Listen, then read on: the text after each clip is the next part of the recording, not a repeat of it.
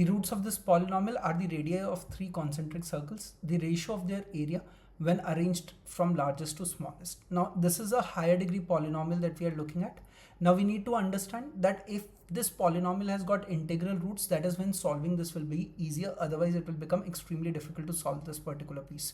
Now in order to check the integral roots, you look at the constant term and multiply it by the coefficient of x cube term, which is 2 and 6 in this case. It will give you 12. The factors of 12 are what? 1, 2, 3, 4, 6 and 12. The plus minus of these values are the only integral roots possible. Otherwise, it will have non-integer roots, right? Now, let's put x equals 1 in this and see if that is the root. If I put x equals 1 in this, then what do we get is 2 minus of 11 plus of 17 minus of 6. Of course, this is not turning out to be equals to 0 because it is plus 19 and minus of 18. This is not equals to 0 and hence x equals 1 is not the root. Now let me look at x equals minus 1. If I look at x equals minus 1, I get a minus 2 in the first place. I get a minus 11 next. I get a minus 17 and a minus 6. Of course, this is not equals to 0. This also tells me one more thing, that any negative value of x will not satisfy this equation, right? So out of these 12 numbers that I had to check, it is now only 6 numbers that I have to check. Now put x equals 2 in this. If I put x equals 2 in this, 2 cube becomes 8, 8 into 2 becomes 16. So first number becomes 16.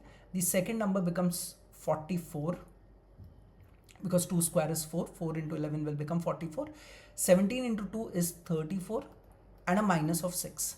Then if you look at this, this will become 0. Why? Because it is plus 50 and minus 50. So x equals 2 is the root of this polynomial. So x minus 2 becomes the factor of this polynomial. Now if x minus 2 is the factor of this polynomial, look at this 2x cube. If I have to create a 2x cube, x should be multiplied by 2x square to make it a 2x cube. Then you have a minus of 4x square and then you have what? Minus 11x square, right?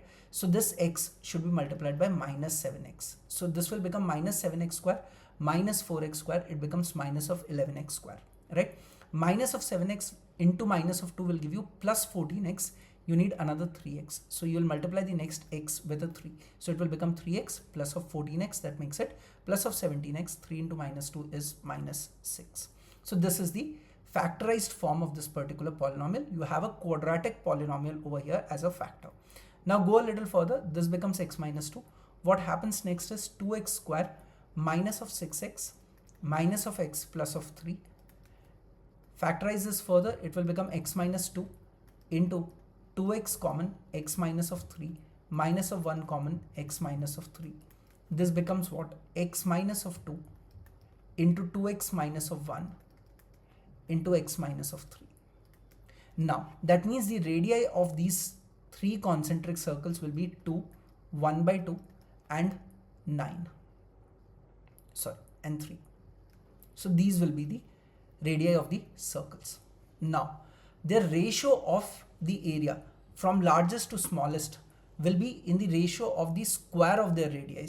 So that will become what? 9 is to 4 is to 1 by 4. So if you multiply this by 4, it will give you integer values at each of these places. 36 is to 16 is to 1. Turns out to be the ratio arranged in the largest to the smallest order. 36 is to 16 is to 1 becomes the answer for this question.